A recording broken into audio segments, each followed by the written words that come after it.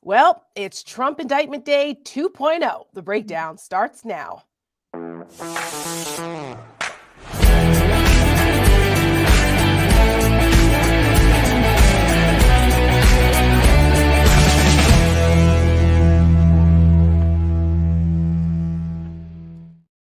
Well, good afternoon, everyone. Welcome to this special edition of The Breakdown. It is the Trump Indictment edition, or as Rick, we should call it the Trump Espionage edition Could of be The the Trump Breakdown. Espionage edition. Could be the Trump Traitor edition of The Breakdown. It could be the Trump Jack Smith is kicking Could ass. be a goddamn criminal who was under arrest today. Oh, man. I got to For tell those you. who celebrate. For those who celebrate. Right. I've got to tell you, this has been I've had mixed emotions watching all of this go on, right? I've gone from being like almost jubilant to being angry to being like, oh God, is it finally happening? I've been on a spectrum of emotions today as I've watched all of this unfold. I'm in a glass cage of emotion. It's so true. Love the freaking Anchorman reference, one of my favorite movies in the whole world. And yes, it feels like that a little bit, right? Because it's like you want to celebrate kind of sort of because you're like, finally, this bastard's getting the justice he deserves. Then there's another part of me that's really sad for the country that this is where we are and watching the division because at the hands of this guy and at the hands of MAGA and Trumpism. And then so it's been a lot. But let me recap for those of us who are joining us who actually live normal lives and don't watch this stuff every living, breathing minute of their lives the way we do. We do, so you don't have to. But Trump was officially arraigned today in federal court in Miami. 37 charges. Placed under arrest. Yes, placed under arrest. Unfortunately, we did not have the opportunity to see the procedure, unlike New York, where we got a couple of shots of him walking through the bowels of the courthouse and sitting in the courtroom. None of that because federal court system doesn't play that. There are no cameras, no audio, nothing in those courtrooms. So that's why we didn't get to see any of it. But there were sketches. So we're seeing some releases of that. There were reporters in the room who were not allowed to have their phones. So they were reporting it like old school, like by carrier pigeon to the reporters on air. It's pretty remarkable. Go out to the street. Yeah, they see Caitlin Collins was on air, and you could see people in the background running out of the courtroom after the procedure was over because they're trying to get to their producers and get on air to report what happened. Stop the trucks! I've got a bother. Right. It's almost like with the Supreme Court. If people watch, if you nerd out, when they do Supreme Court cases, when they have the decisions come down, they like literally have pages that like run and with the decisions too. Anyway, so there was that. There were no real incidents. Thankfully, it was relatively peaceful. There were a couple rowdy protesters, but nothing of note other than some idiot that tried to jump in front of the motorcade at the end. We saw it live on CNN, and I guess whoever else was covering it, but some idiot jumped in front of one of the motorcade vehicles, and Secret Service took him down pretty fast. And it was just a clown doing that. I'm not sure which side he was on, but regardless. But what I didn't understand, Rick, was that they didn't have any like bike racks. They didn't have anything like that blocking off the streets. So the protesters or the rally supporters, whoever were there, they just had free access to the street. I don't understand that decision, but whatever. Thankfully, it wasn't any worse. Mr.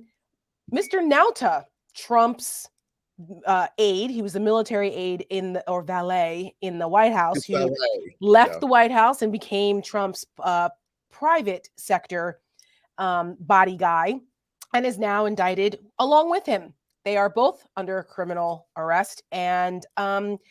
Nauta did not enter a plea today. Trump entered a plea of not guilty. He didn't speak at all in the courtroom. He didn't even say not guilty. He had his lawyer do it. Nauta didn't enter a plea because he didn't have a local lawyer to represent him. And you have to have a local lawyer of jurisdiction to represent him. What is that? Look, Tara, it's a long-standing secret that Trump is a guy who does not pay his attorneys. Mm-hmm. He does not pay them. He puts them through hell. He does not listen to counsel, and so they torture themselves if they take this job. They put themselves in legal jeopardy if they take this job. But I will say this: the lawyers Blanche and Chris Kise. Now we know Chris Kise from Florida, right? Former Solicitor General. He is not a bad attorney. Yes, he's not a bad attorney. He is a bright guy. He's keeping himself out of the spotlight, clearly, because the other thing Trump does every time he hires a group of attorneys, it's like a bag of snakes, and they're all trying to kill each other off, take the prize. Kais is keeping himself low profile because of that. That's why I'm saying his name over and over again, so people will know who Chris Kais is. Right.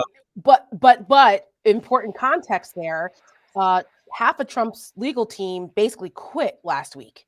So he's been losing lawyers left and right. First, it was Evan Corcoran, who I don't know if he's still technically on the payroll. There's some question about that, but he's lawyer number one in the indictment.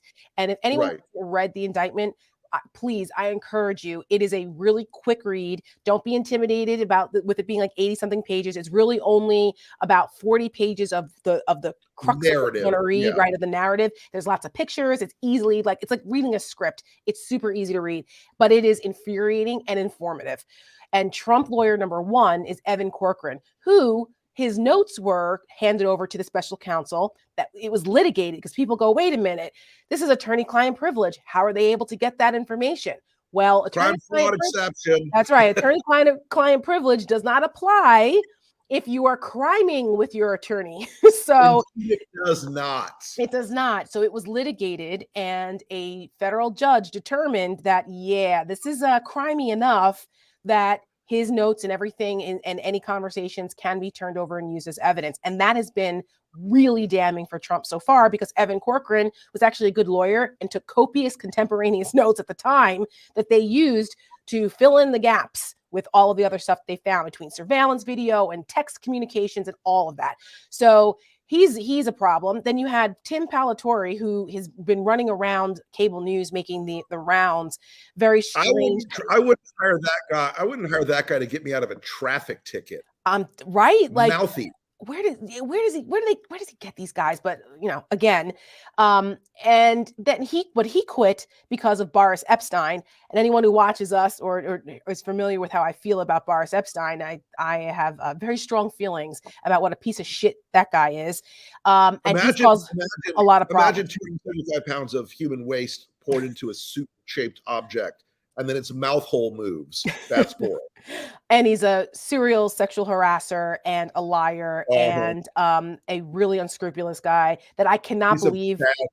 He's just a bad guy. Out of all of the bad guys that have been around Trump, he's one of the worst. And the fact that he has still survived like a fucking cockroach tells you everything you need to know about who Trump surrounds himself with.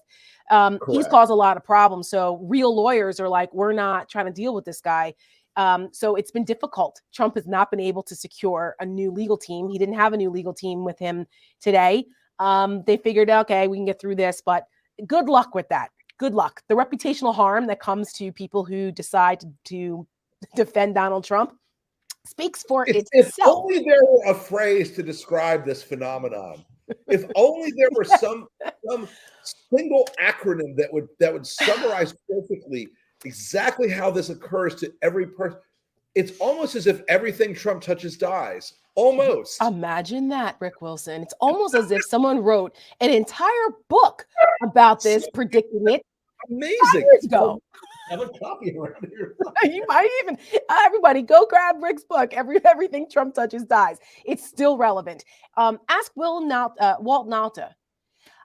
There's a certain part of Walt Nauta that I feel sorry for, because he doesn't seem like he's like that sharp of a guy, because here he is still palling around with Trump like a puppy dog after he is now federally indicted under Espionage Act charges with Donald Trump. He's still there with him. He had dinner with him last night. The Trump PAC is paying for his defense counsel whenever he gets it. I mean, what are you, dude? Somebody that loves you, Walt Nauta. Listen, somebody in his family needs to tell him that at the end of the day, when Trump throws this kid under the bus, well, he's not a kid; he's 40. Well, clearly head charge of all of it. I'm a victim here. He'll make himself a victim. But look, Kara, I mean, I think the thing we ought to that we were talking about this morning on the chat and everything else is what is going on here with Trump. What's going on here with Trump is interesting, and it's long overdue. It's fascinating. It's important, but it's also kind of not as important as people think, because what do you have out there right now going on? The Republicans are lining up. The Republican media apparatus is lining up. They're all coming in behind him. They're all like rallying around Donald Trump because it's what they do. You know, JD Vance is out there today basically saying he's going to blow up the Department of Justice by stopping their nominees and their budget because of Merrick Garland and Jack Smith. They're going to all do it. Even the good ones are going to do it, folks. Trust me, there ain't any good ones left. There are no good ones left. And I'm glad you brought that up, because last week after it came down that the indictment was coming, and the GOP decided to rally around Trump without even reading the details of the indictment, which are, like I said, Right.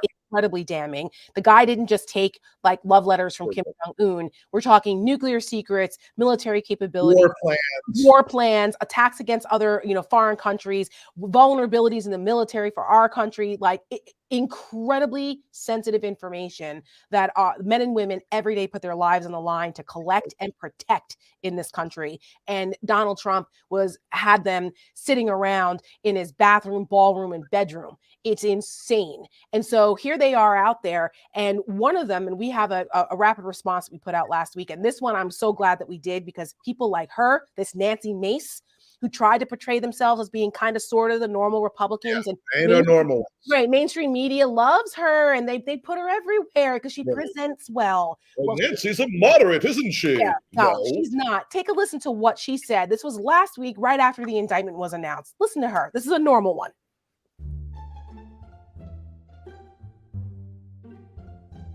There aren't coincidences in politics, and this was done on purpose on the same day that we got access to information that corroborated corruption in the Biden family. It sure does feel like this is the executive branch trying to take out the president's #1 opponent in the Republican primary for the presidency. And if you look at the documents that President Biden had in his possession in his garage, and then Hillary Clinton having the server in her bathroom at her home with classified information on private email servers, every time we show corruption by Joe Biden and his family, there's an indictment on Donald Trump. That Joe Biden just secured Donald Trump's nomination for Republicans in 2024.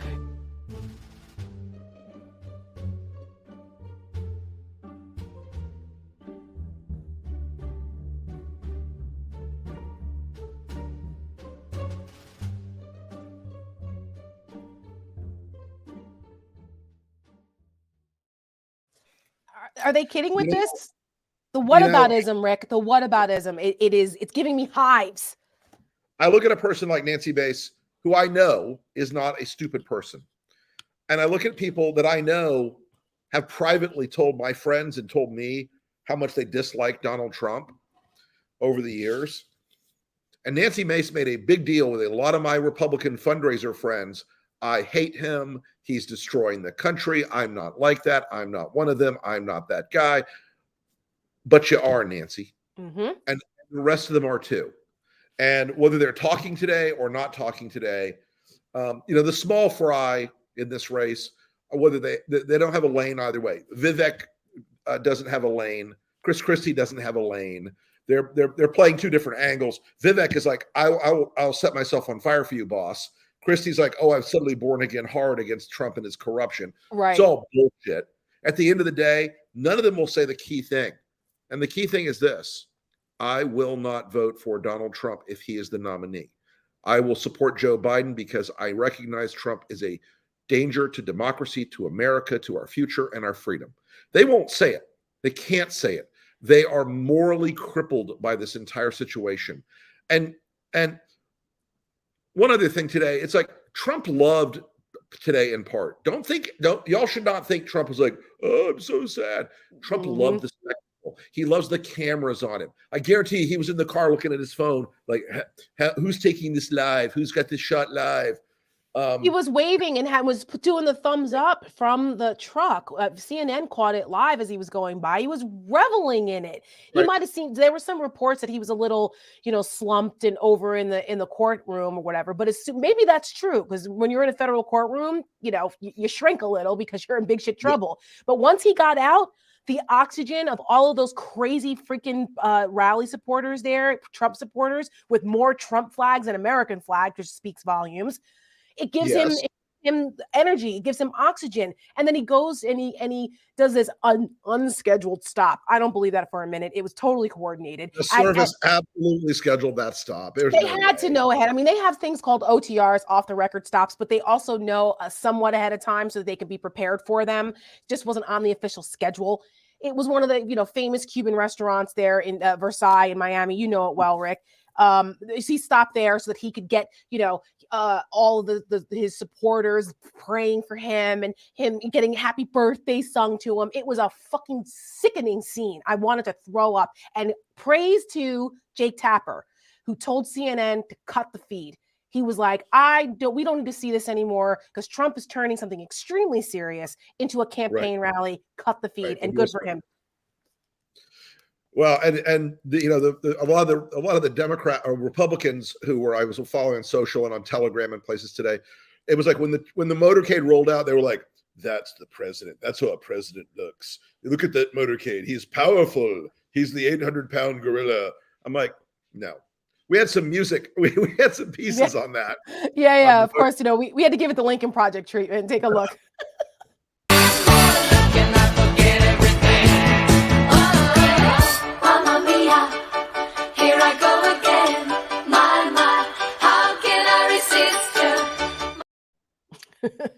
I think we have another version of it too, don't we?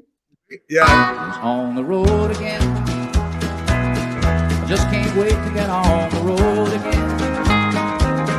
The life I love is making music with my friends. On Twitter, Windsor Man tweeted something that I think I will repeat many times over moving forward. He said, Donald Trump has been indicted more than he's been elected. He's been indicted more than he's won elections. And that is true, actually. And there are more to come. Let's not Windsor forget. Man, friend of the LP world. Yes. There's two more cases. I got to call him. Yeah, two more cases that Trump is facing. So we're going to do this again, actually. This is not the end of it. There's still the Fani Willis case, and there's still the January 6th portion of the special counsel case that Jack Smith is investigating in Washington. So this ain't over. But back to what... Yeah. By the way, last night somebody sent me a clip of Roger Stone on either OAN or Newsmax, and he was like, "You must be peaceful because Rick Wilson of the Lincoln Project, he says we're not peaceful." I'm like, motherfucker, wait till they come for you on January 6th stuff because you were in the Willard War Room, you're butt buddies with Enrico Terrio, you're up to your ass in this, Roger. Yeah. Oh wow, that's great. Any day you're name checked by them. Because a deer just jumped over the fence and ran across the back of the house. Oh, well, since we're talking about cute animal stories, earlier today when I was getting ready for our staff meeting, baby bluebirds were in my bird feeder with their mama and papa bluebird being fed by them. It was the cutest thing ever in the whole world. And I'm obsessed with our Bonnie and Bobby Bluebird, and they brought their little babies. So I will post that video now that I brought it up. It's amazing. You get to enjoy the beautiful things. Pet stories. We put these bird feeders on the windows in my study, and the squirrels and the birds are both competing, and the cats are like this. Oh my God. Right, squirrels like face up to the glass all day. Yes, Tiki does the same from the screen door, and he does the thing that cats make that noise. I'm like, Tiki, what are you gonna do? You're an indoor cat for 16 years. Doing anything. Anyway, like I said, you have to enjoy the little things, man. That's how we balance our lives. You gotta find beauty in the little things. But anyway, back to this the nightmare of Trump. Something else today that I think people need to remember, and I hope that the mainstream media continues to do this a bit more. We have been very particular about the fact that Trump has been indicted under the Espionage Act. Yes. That is not the Presidential Records Act for a reason. The Presidential Records Act is really more about like your notes or a diary or things like that were personal items for the president that kind of sort of he could keep maybe, and he talked to the National Archives about them. That's not what this was. And it's important that it does not become just a documents case, because we've seen the Republicans trying to turn this around, and some have tried to downplay it, and they keep throwing this red herring about the Presidential Records Act. Do not fall for that. The Presidential Records Act was not mentioned in the indictment because it doesn't freaking apply. The Espionage Act applies. And I saw Fox News, some of their legal analysts trying to twist themselves into, legal pretzels to justify this and ask questions. Brett Baer is supposed to be the serious news guy there. And why isn't the Presidential Records Act? And blah, blah, blah, blah, blah. No. Okay. No, that is a red herring. So do not be fooled by that. Another red herring that they're trying to throw out there on the other side is, well, he didn't do anything with them. It's not like he sold them to our enemies or not. Well, A, we don't know that. And B, it doesn't matter.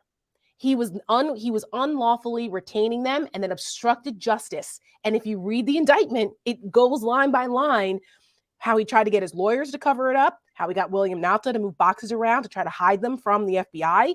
And unlike me or you, Rick, we would have been under the jail at Guantanamo on one of the barges.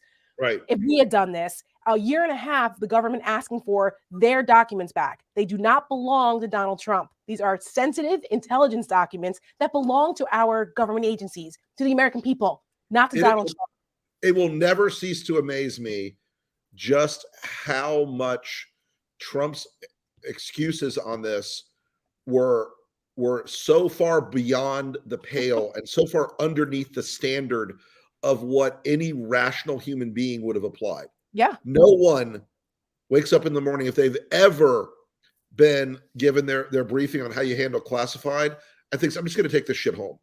No, that's unheard of. Look, I mean, this is one more thing. The guy is guilty of one of the most serious crimes, in my opinion, and in the frame of this indictment. He's been indicted and now arraigned for one of the most serious crimes you can commit. Crimes that have put many, many, many bad people in prison for life or longer. Mm-hmm. Okay. And we're making that case very, very powerfully this week because he deserves to have that case made. This isn't bookkeeping. This isn't clerical. Right. We had a misunderstanding with the archives. By the law's definition, he illegally retained and then disseminated to people not cleared for classified information. Mm-hmm. And folks, in the tiers of things in the classified world, I'll super summarize it: for official use only, confidential, there's almost no confidential, secret, which is the vast majority of secrets are just classified regular secret, top secret, and then above that are what we call compartmentalized information, right, SCI. Intelligence. Many of these documents were SCI level documents, mm-hmm. Code word classified documents, where I guarantee you, Donald Trump, if he were a citizen applying for a job at a security clearance, would never be cleared to run a Waffle House. Nope. These are the crown jewel items, and he's talking to people about war plans against Iran. And I want to loop back on two other stories that I think are important that are relevant here, and I think could eventually become part of this. Back in 2018, the intelligence community got very uncomfortable because Jared Kushner was requesting polls. He was requesting presidential daily briefs, documents above and beyond the PDB that he should not have been read into mm-hmm. either. He was requesting documents and intelligence briefings that were enormously sensitive and way outside of his purview. There's another story around the same time that Donald Trump, during his administration, we started losing agents in the field. We started losing foreign agents who were working for us. Our intelligence officers were reporting that our sources were drying up and disappearing all over the world. Yeah. If you've got a guy who brags and boasts about, look at this classified document I have here. Look at this classified document. And that's going on. It was going on in the Oval Office too. A good point. This isn't the first time. He didn't just whip it out at Bedminster one day or Mar-a-Lago one day and say, hey, look at this cool thing. This has been going on for a while. It's a longer running problem. And you're talking about documents, right? Documents, yeah. But I think we have some audio of about the look at this classified thing. Yeah, I mean, that's the crux of the indictment. Do we have it? All sorts of stuff, pages long. Look, wait a minute, let's see here. I just found, isn't this amazing? This totally wins my case, except it is like highly confidential, secret. This is secret information. Look at this.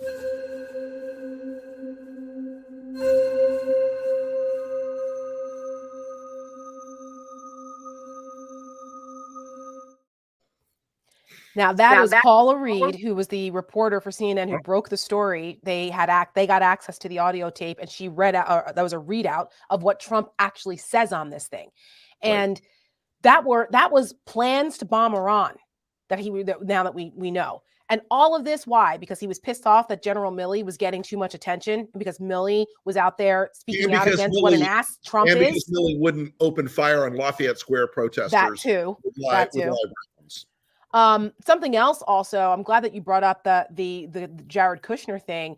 Jared Kushner couldn't qualify for a security clearance either. They had to overrule. Right, the president had to actually hand order him to be given a clearance. Right, because of all of his very questionable financial dealings, particularly foreign ones. And because Jared, when he did his SF-86, his security questionnaire, forgot to mention hundreds and hundreds and hundreds and hundreds of contacts with foreign officials, including foreign intelligence officials in Saudi Arabia, the Emirates, and the Russians. Right. So all places where he was trying to get financing for his building, 666 Fifth Avenue, that was in big trouble, that he had $1 billion mortgage coming up payment on and couldn't get it, which is partially why there was that whole thing between the Saudis and the Qataris and the embargo and all of those things that happened there, because the Qataris said no to Jared Kushner's overtures to bail him out financially. And guess who bailed him out financially after he left the White House with a $2 billion investment? The Saudis. Yeah. Read if you want to find out about the Kushner corruption, read Vicky Ward's book, Kushner Inc. It's absolutely. Vicky Ward nails them to the course. It puts a lot of it in perspective. Absolutely. Something else, since we're talking about espionage, which is very important to remember, that this is not just a documents case. No. LP put out this fantastic ad. We previewed it on Sunday, and it's been running in Bedminster, right? DC. Yep. We've geofenced areas where Trump would see it. And it's closing it on 2 million views now. Yes, so 2 million views. So now we're going to show it to you guys again in case you have not seen it. It's in Palm Beach, Bedminster, and DC, running as we speak. And we also have a preview of another ad that's going to run tomorrow on Trump's birthday. But first, take a look at espionage. Donald Trump indicted again, this time for violating the Espionage Act, one of the worst crimes imaginable. But he joins a select list of Americans also indicted for this crime. Robert Hansen, Aldrich Ames, Anna Montez, John Walker, Ronald William Pelton, all indicted for violating the Espionage Act with the prison terms that traitors and spies against America deserve. And what will Trump get? The men and women running against him for president will defend him, praise him, make excuses. They'll lie about the prosecution and make up stories about the deep state to rile up the MAGA base. There's no excuse for espionage. No defense for stealing America's secrets or sharing them with anyone, ever. Trump did this to himself. He took the documents, he shared them, and conspired to cover it up. Patriots know people who commit this crime belong in prison, not the White House.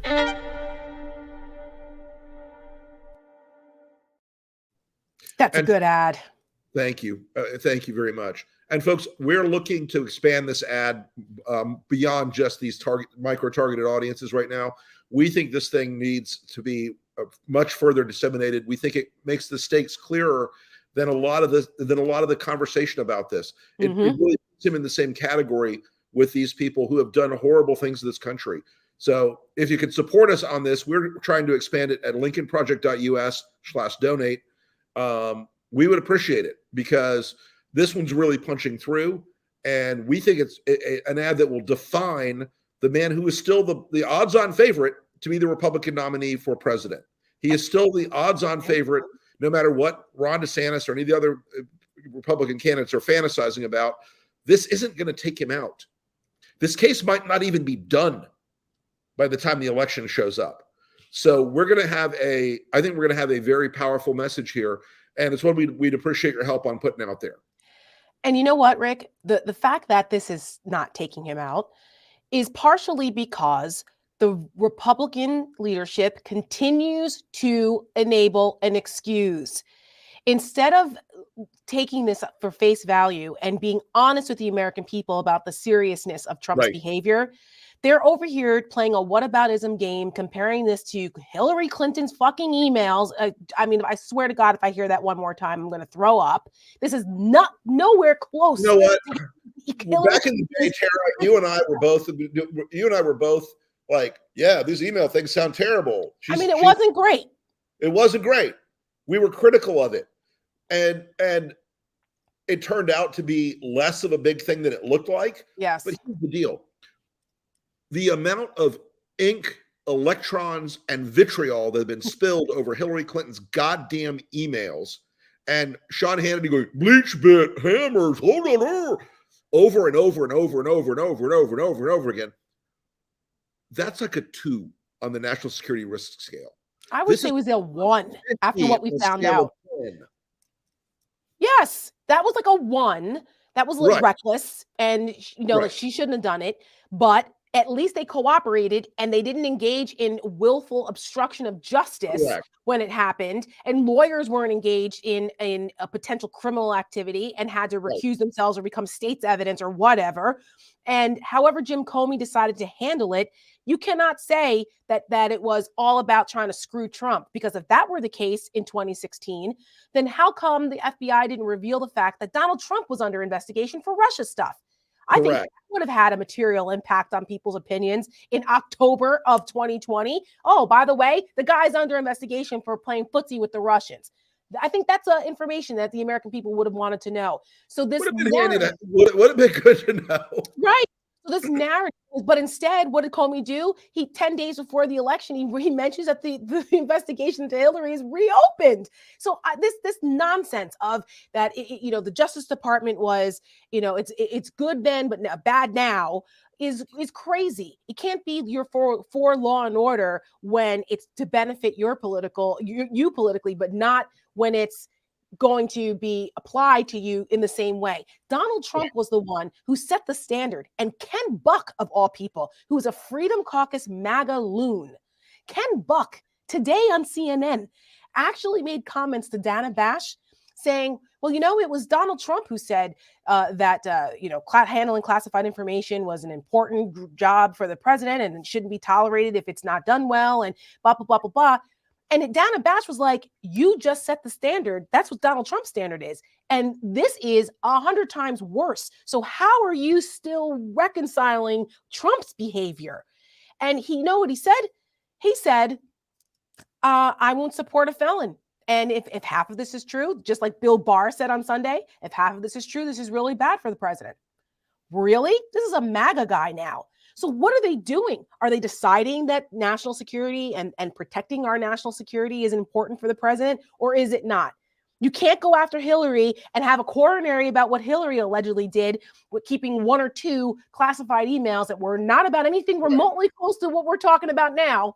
Yeah. And not be outraged. A lot of the material Hillary had in reserve was from SBIR, the State Department Intelligence Bureau, which is not like the CIA folks. Correct. It's not the same. They do great work. Don't any SBIR people, I love you. I've used your product in the past. But it's not the same as very secrets and recruited in Russia tells us Putin took a dump at 2 p.m. today. Exactly. Same level. And I want to go back to this too. All the other candidates, it's all performative. I want to say this again. Until a candidate like Chris Christie, who's been the most passionate attacker against Trump so far. Oh, yeah. Now that he's found Jesus, but right. I mean, it's hard to, it's a distraction from the fact that he helped him get to where he is today. So It's hard for me to take that seriously, but yeah, he's done a good job going after him. When you look at the candidates, all of Vivek and DeSantis and Nikki, they've made like these oblique criticisms, but Vivek's trying to get all the other candidates to pledge they'll pardon Trump. And Nikki Haley said it today. Yeah, After yesterday, she was all outraged, pearl clutching because her husband's in the military and things like this. They compromise the lives of people like her husband and what they do to protect this country. It's like you just noticed fucking now, right? If this is Donald Trump's MO. You just noticed now. You were in the fucking administration, Nikki. You didn't see this going on. You didn't see January 6th happening. You know, But then in 24 hours, she talks about, yes, she would consider pardoning him. Get the fuck out of here. Every one of them will bend the knee. Every single one of them, including Chris Christie. He will say at the end, well, I have to support Trump because Joe Biden's a socialist, communist, Marxist. Right. Oh, okay. Well, sure. That logic makes not as much sense as, well, I'm not going to say something cruel. But I do think, you know, you've seen the Kochs in the billionaire class certainly going right now. They're sort of now looking at a window here, trying to say Trump can't be elected. He's a criminal. Well, an interesting angle on that popped out today. I noticed when the Koch brothers ran ads saying Trump can't win. I noticed something today that fascinated me about the race. I'm going to step away from the arraignment for a second. Yeah. No Labels, our old friends at No Labels, who are a pro-Republican super PAC, funded by Republican billionaires, funded by the same people who are funding Ron DeSantis, by the way. Correct. And I want to just make that assertion again. Nancy Jacobson's organization is funded by the same billionaires. No Labels is funded by the same billionaires funding Ron DeSantis. The same billionaires giving Ron DeSantis hundreds of millions of dollars are giving Nancy Mace millions and millions and millions, or Nancy Jacobson and No Labels millions and millions of dollars. Now, why is that important? Because today No Labels gave the game away. They came out and they said, well, if Trump's not the nominee and it's DeSantis, we'll step back and stop campaigning. We won't campaign against Ron DeSantis. This is an amazing, amazing, amazing tell. This is like their fifth excuse for why they're doing all this. And it tells you what you really need to know about No Labels. The billionaire class of Republicans absolutely, passionately, desperately wants Ron DeSantis over Donald Trump. They'll get all the tax cuts and none of the criminality, okay? But the fact that No Labels sells itself to the press and to Washington, D.C. people and to donors all across the country, small donors especially, we're just centrists, we're moderates. We want people to get along and work together. Yeah, we bipartisan. We want to have bipartisan civility once again. Oh, you're going to support the noted centrist Ron DeSantis, the most anti-LGBT governor in the United States of America, a governor who has spent months pissing on Walt Disney Company for imaginary horseshit, while he will not condemn the growing tidal wave of Nazis, white supremacists, Klansmen, etc., who are marching publicly in the state of Florida every day now, who are out in the open every day now. A guy who has been so petty and vindictive and turned the power of government so many times against his political opponents that it astounds the mind. A guy who has forced members of his administration to raise money for the campaign. Get that? Listen to that again. Government officials are being forced to raise money for Ron DeSantis's campaign for president. The corruption, the venality, the extremism, that's No Labels in a nutshell. They don't care. They are a Republican super PAC. Nancy Jacobson is a Republican activist and operative. They're going to try to elect Donald Trump. And if that fails, they'll elect Ron DeSantis. They don't care. They peeled back the layers today. You saw behind the curtain, and it is ugly. I'll have more to say about this, Tara, as you can might imagine. No, well, it's important because No Labels has a lot of influence, and a lot of people were, you know, they are very well funded.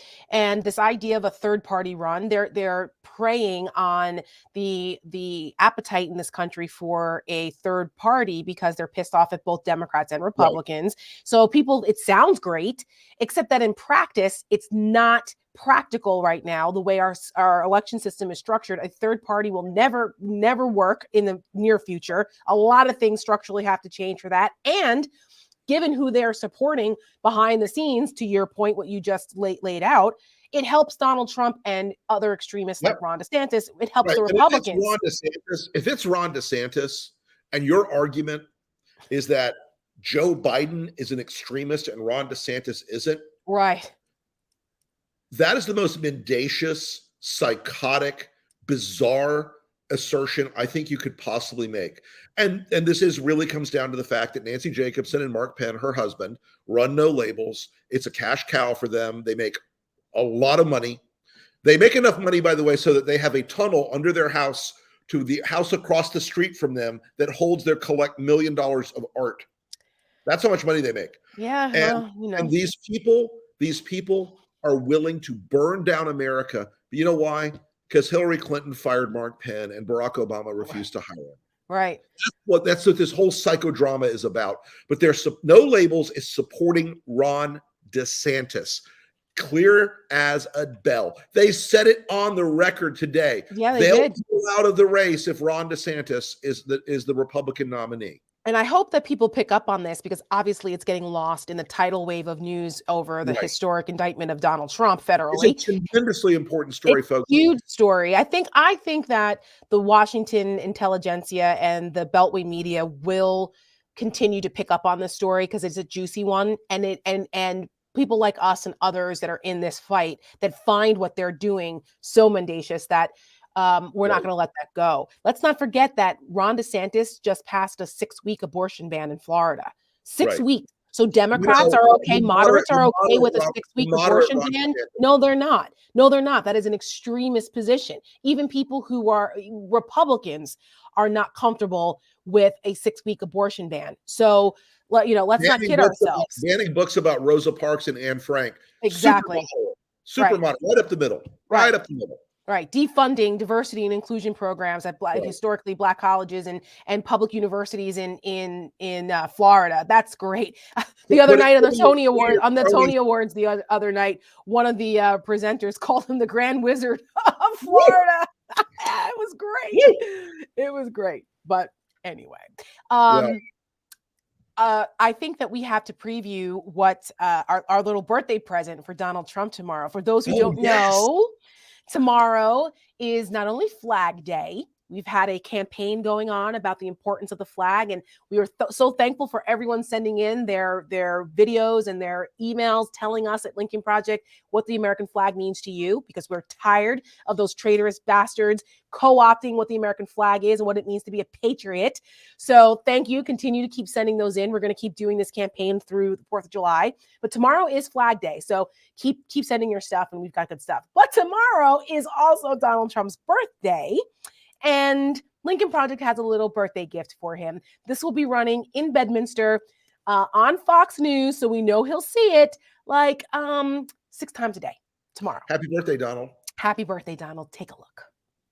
An indictment was unsealed, charging Donald J. Trump with felony violations of our national security laws, as well as participating in a conspiracy to obstruct justice. So many rats, Donald. They're everywhere.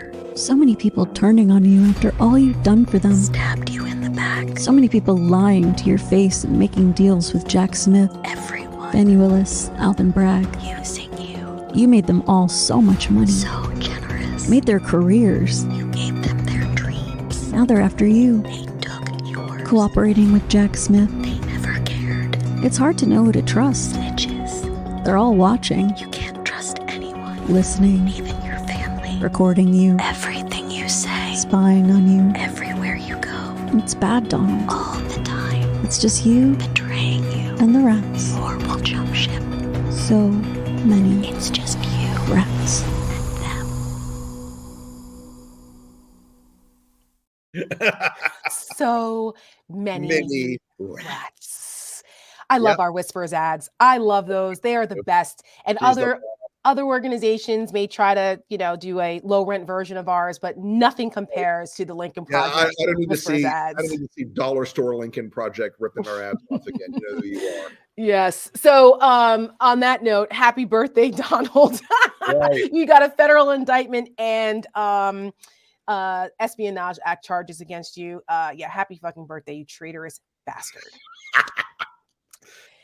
Rick, we'll be back on Thursday. Yeah, we will. So there'll be more, because there's plenty still going on, and I'm sure there'll be more Republican fuckery between now and Thursday as they try to defend Donald Trump, the espionage indicted traitorous, now twice impeached, twice indicted president. between now and Thursday. So we'll see you guys then, same time. Oh no, regular time, 7 o'clock Thursday. 7 o'clock. 7 o'clock Thursday. Thanks, guys. And I'll see you guys at 7 o'clock tonight on the strategy session over on Resolute Square. I got all the TV today. Ah, yes. So many rats. Goodbye, everybody. See you, folks.